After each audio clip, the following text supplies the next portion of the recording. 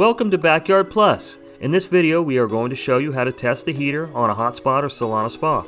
If your spa is not heating, or if it is heating but not coming up to the set temperature, you may have a bad heater.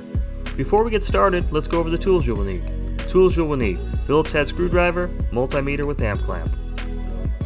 Step 1. Turn on the low speed jet pump. Step 2.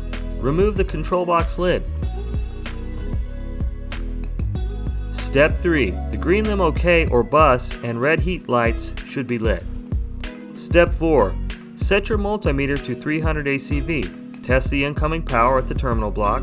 Place one lead into L1 and the other into L2. You should get a reading close to 115 volts, or 230 if your spa is wired 230.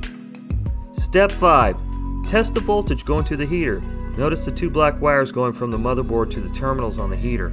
Place your leads on the heater terminals. You should get a reading close to 115 volts or 230 if your spa is wired 230. If you have good voltage going to your heater but your heater is not working, it means you have a bad heater. Step 6. Test the amperage draw from the heater. If your spa is not coming up to the set temperature, you could have a bad heater. Set your multimeter to 300 ACV. Be sure your meter reads 0 before you begin the test.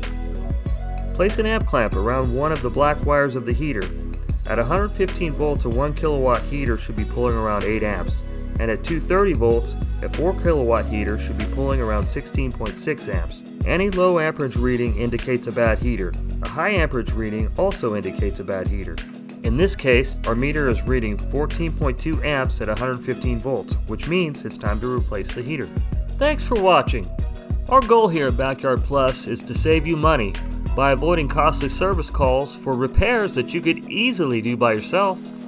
If you have any questions or need to place an order, feel free to give us a call at 805-541-9000 or visit us online at backyardplus.com.